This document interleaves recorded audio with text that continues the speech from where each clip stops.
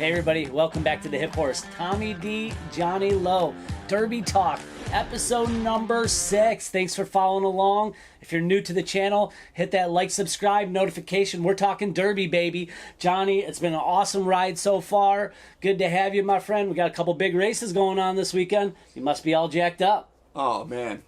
Totally excited. But yeah, episode 6 already. I mean, it's coming fast. Obviously, when we first started this, we did that first video on the effects of the Lasix and how it's going to ride out through the Derby Trail. I think we still don't really have the answers yet. You know, we're not really sure what's going to happen in the big race headed down that trail. But you know, this weekend we got a couple of pretty good sized races. We've got that 50-point Fountain of Youth race, and we've got the Southwest. It's been canceled a couple times because of snow in Arkansas.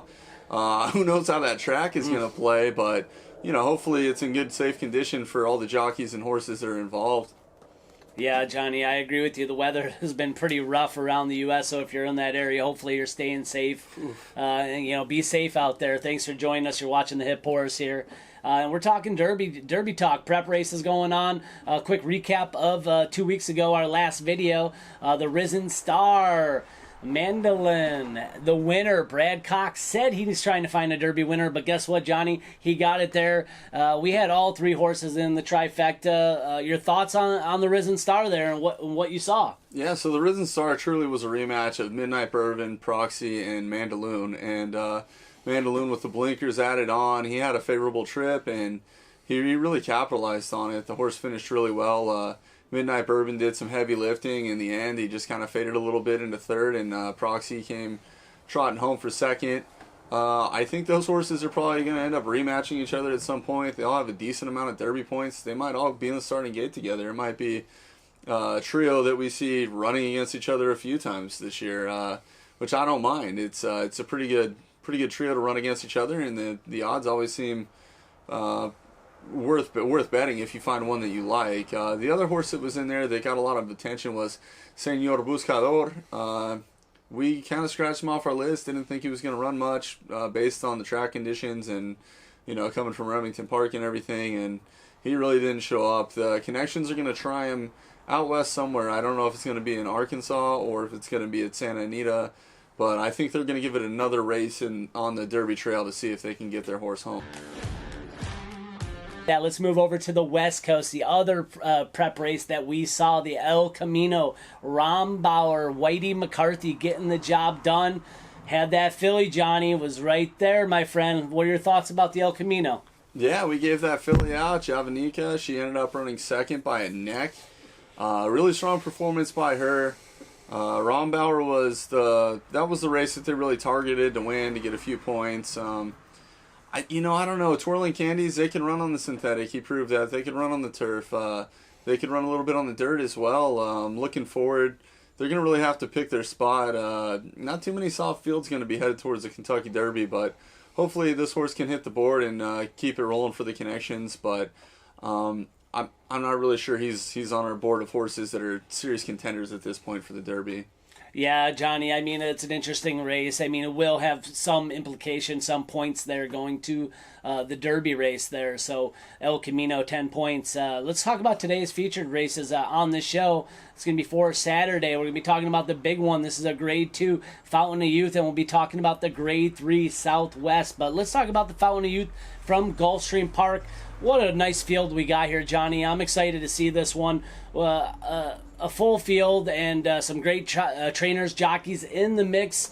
Let's get right to it. Your thoughts on the Fountain of Youth? Yeah, the Fountain of Youth is a great race. The last horse that won the Fountain of Youth and went on to the Kentucky Derby to win was Orb by Malibu Moon. Obviously, he had a nice little run there that year, winning the Florida Derby, heading in there. This year, we're going to have a field of 10 horses. It looks like we're going to have a nice little rematch from the Holy Bull with Prime Factor, Tarantino, and Greatest Honor. Papatu, who ran 4th in that race, actually will be in here as well. Yep. The horse on the rail, Drain the Clock, is by Maclean's Music. Drain the Clock is going to be a horse that has been winning one-turn races really easily. I think there's obviously some questions about the pedigree going in distance, 2 turns. That's kind of why maybe the connections have shied away from trying that so far, but they're going to do it here. They were in between the Gotham up north and running the horse in this race. The Gotham would be a one-turn race, which I think the horse might be more comfortable in, but they figured, you know what, this is happening in our backyard. At some point, we're going to have to stare down that two-turn barrel, and we're going to do it here. He's morning line 5-1. I don't think it's going to be any shock if he goes off less than that. I think he's going to have some decent backers there. The horse that drew the number 2 post is Prime Factor. Prime Factor is a horse that we gave out in the second pool of Kentucky Derby Futures at 20-1. His last race, he looked really, really good hitting the turn and just putted out down the stretch. You know, he let Greatest Honor and Tarantino blow right by him, and you know, they ran huge races, nothing to take away from them. Watching Prime Factor's last workout, he just, I don't know, he just didn't have the same spark that he had in the workouts before that, but I'm not here to question what Todd Pletcher is going to do with his horses, and if he wants to bring him back in a few weeks and step him up against the same company, then I'd imagine with Irad Ortiz aboard, there's some serious confidence there. At 5-1, he might be a horse to look at. You know, he's by Quality Road, and Quality Road did win the Florida Derby back in the day, and his fem line is the classy and smart fem line, so he just has so much talent on the bottom and top. I think he's a horse I wouldn't give up on just yet. So Subtle is a horse that's by Speightster, and he's got a nice little outcross at 20-1. I think it might be a shocker if he does win the race, but I can see why the connections put him in here with Paco Lopez aboard. Give the horse a shot. Fire at Will is a horse I think I would prefer to have ran in maybe the Rebel or a race in Arkansas, based on his breeding being by a declaration of war. He's got real turf breeding, and for some reason the dirt out there is kind of it's more open to horses of turf breeding than it is at Gulfstream Park. But hey, you know, Ete Indian won the race last year, and people believe that he had turf breeding. So I guess we'll see what happens here. The 5-horse Hirafales is I guess how you would pronounce that one. I think if he wins, I'll just probably let him beat me. King's Ovation, I don't think he's a horse I'd spend too much time on. Tarantino was the horse that ran second in the Fountain of Youth. I think this is a real test. You know, the Fountain of Youth was kind of a surprise. This race is going to be, hey, you know, can he repeat that same effort and bring that big stretch run and get some more points towards the Kentucky Derby, or was that a fluke? Greatest Honor, 9-5. Might even go off at less odds than that after his impressive win. Shug McGay, he's been really high on this horse. He's by Tappet. He's out of the Broodmare line that brought you multiple winners of the Belmont Stakes, a filly and a colt. Hold on, Shug McGay, didn't he win with Orb? Shug McGay, he was the trainer of Orb as well. Okay, sorry to interrupt. Go ahead. Yeah. And then we've got Tiz Tacto, who has never hit the board and ran fourth in a maiden climber. Yeah. And then the Papatoo, who ran fourth in the Holy Bull race that we just saw. So it's a nice field going forward. I think I'm going to stick with Prime Factor. I'm going to make that my pick. I think Greatest Honor is going to be a really formidable opponent. And I don't know, I guess we'll see between Drain the Clock and Tarantino. For me, they both have breeding that says one turn, but one of those two horses will probably finish up for third. Yeah, Johnny, just a couple notes, and then I'll ask you a couple things. Drain the Clock here. You know, impressively won 4 out of 5 races, Johnny. The only race it lost is when it unseated its rider. Won the Swale Grade 3, so it's going to be going the distance. Sadie Joseph Jr., like you said, could be going north or staying home. Going to stay home and run at Gulfstream. And Sadie Joseph, I saw in an interview, believes that this horse can get the distance, Johnny. So we will find out. Prime Factor, this was our number 1 on our future Derby pool, Johnny. Todd Pletcher, third in the Holy Bull. I guess I was a little disturbed, Johnny, at the end of the Holy Bull. I did watch. It did look like he lit up. It didn't look like he rid him out at the end. I could be wrong. Hopefully Prime Factor comes back ready to fire. But Fire at Will, this was the Breeders' Cup Juvenile Turf Champion. Mike Maker says this is the time. They're going to take a chance here. And he also said the horse has really filled out nicely since the Breeders' Cup. So maybe more towards a dirt horse, Johnny. I don't know. Fire at Will is going to be one in the mix. And then Tarantino. This is one that I threw a little mention into our video that I did like. I thought this horse was impressive on the closeout last race, Johnny, in the Holy Bull. He did fight for second, but if you watched the end of that race, I thought Tarantino looked pretty good. I expected maybe to get in the money here. And then Greatest Honor, Shug McGahee. I mean, that was impressive, Johnny. I don't know what else to say. I know Prime Factor is the top choice here. But you look at Greatest Honor here, Shug McGahee winning the Holy Bull. I mean, this horse won by 5+ lengths. And that turn, that foot of turn around the turn there, Johnny, unbelievable. What, 4 or 5 wide, and it had another gear. They were not catching this horse, so it's going to be tough to beat Greatest Honor here. So I'm looking at the pace here. My thought is I want to know what you think about the pace and how you see and how it's going to play out, and your thoughts on that in this race. I feel like pace-wise, obviously Drain the Clock with all those one-turn races, he's probably going to be out towards the front. I'd imagine Prime Factor is going to be up towards the front. I don't know what's going to happen with Fire at Will. For me personally, looking at that horse's pedigree, by declaration of war out of a Kitten's Joy mare, he did win the one race technically on the dirt, but it was in the slop against turf horses running on the dirt. I think for me he's a complete throwout. I wouldn't even include him in my top 4 or 5. Mike Maker, though, on the other hand, is a really good trainer, and he wins a lot of races, so who knows what's going to happen. It's 7-2. I don't think he'd be taking my money. I might be eating crow, but we'll see what happens on that one. Tarantino with his inbreeding with Pioneer of the Nile out of a Seeking the Gold mare, he just has all speed in his breeding, so for me, he's going to be towards the front of the pack as well. At only 1 mile and a 16th, though, it might play into their hands. It might be good that it's not 1 mile and an eighth for horses like Drain the Clock and Tarantino. They might be able to keep the pace for a little bit longer. I think Greatest Honor is going to run the same race that he did, stay back a few lengths, and I don't think the rest of the horses in the race are going to really be too much of a factor. Maybe So Stuttle could be a little factor, but for the most part, I think those are the top contenders. It looks like there might be a speed duel. Whoever can stay patient, I think when they hit the stretch and head for home, might have the upper hand. Yeah, there we go. So we're gonna go. You're gonna give your top pick too. Let's give a top 3 here. Who do you put in your third spot here? Let's see, my third spot. That's really a toss-up for me. I think there's a couple horses that might be in the third spot. So Subtle, I think, would be my long shot of the race that has a chance to hit the board. I think Drain the Clock or Tarantino are probably going to be my third spot horses. My second spot, I'm going to put Greatest Honor. I just don't see why that horse couldn't run in the top 2. And then I'm going to go with Prime Factor and hope that Pletcher doesn't let me down. They're voting for Hall of Fame right now, and his name's in consideration. Oof. It's his time. Hopefully a big win will push the riders over the edge, or whoever votes, however they do that. Yeah, Johnny, I mean, I don't know much about the voting there, but I've been following racing, and I believe Todd Pletcher probably belongs in the Hall of Fame.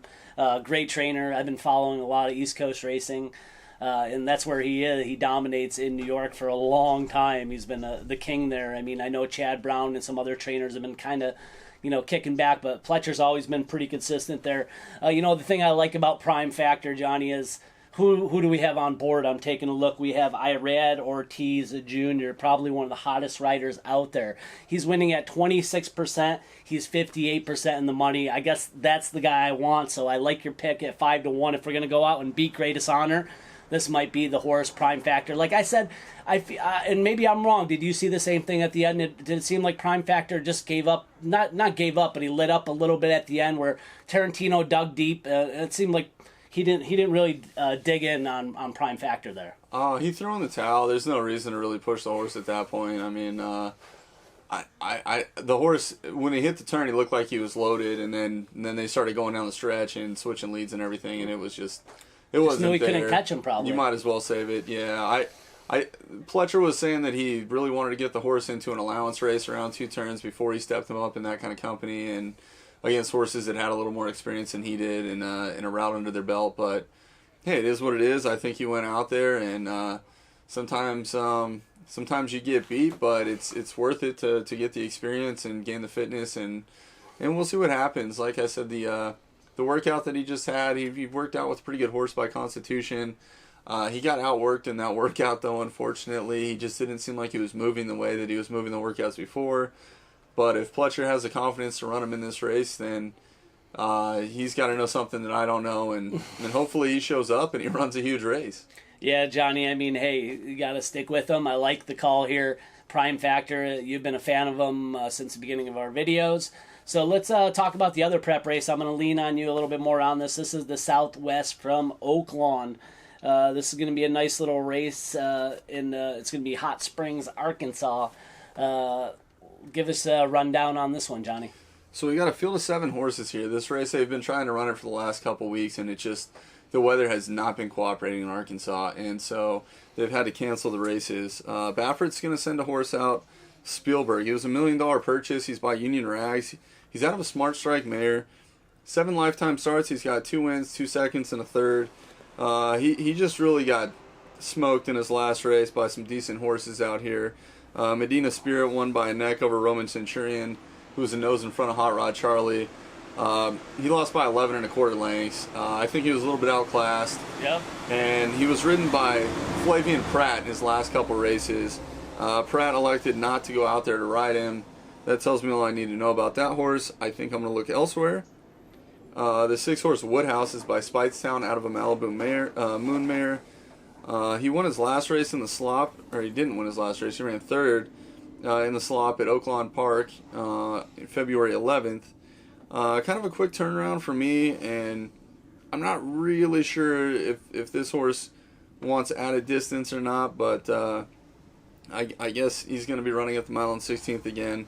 I think that this might be one of those races where the connections are kind of hoping for something that I'm not really sure if it's there or not. We've got Santa Cruiser, who's the 5-horse, Keith the Sormo's barn. This horse just lost by 16.5 lengths. And the Risen Star against Mandaloon and Proxy and Midnight Bourbon. I think he might be a little outclassed here. The 3-horse Last Samurai by Malibu Moon. He's won 1 race, but he hasn't ran since October. In his last race, he lost by 11 lengths. I'm not really sure he's going to be too much of an impact here. And then we've got Safa's Day, the 2-horse by Carpe Diem. Won a maiden special weight last time. January 22nd at Oaklawn Park, going 1 mile, won by a nose. This might be a pretty big step up in class for him. The 2 heavy hitters are going to be the 1 Essential Quality. Essential Qualities by Tap It out of an Elusive Quality mare. This is going to be your Breeders' Cup Juvenile Champ. He beat Hot Rod Charlie by 3/4 of a length, and Keep Me in Mind by a length and a quarter, who came back to win his next race. He's 3 for 3 in his career, and he's won over $1 million. He's morning line at 3-2, and then we've got the 4 Jackie's Warrior by Maclean's Music out of AP 500. Interesting thing about Jackie's Warrior is he's inbred on top to the Mr. Prospect Alliance. He's by Maclean's Music, who's by Distorted Humor out of a Mr. Prospect Line mare, and on the bottom he's out of Union Girl. Union Girl is by AP 500, who goes back to the Bold Ruler line, and underneath is Bold Ruler broodmare. So he's got double stamina on bottom and double speed on top. The horse was undefeated going into the Breeders' Cup Juvenile, and just wasn't his race. He was in front by a head when they hit the stretch, and he ended up losing by 3 1/4. Rosario's going to stay aboard for him, though. I think I'm going to give this horse another shot. He's working lights out, and I think if there's a race where it might favor him more, I think this track is going to be the one to do it. So I'm going to go with Jackie's Warrior in this race, on top of Essential Quality.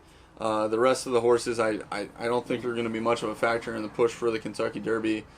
Interestingly enough, though, the Rebel is going to be coming up really fast at Oaklawn. So the horse that wins this race, I'm guessing they're going to probably skip the Rebel and go straight to the Arkansas Derby.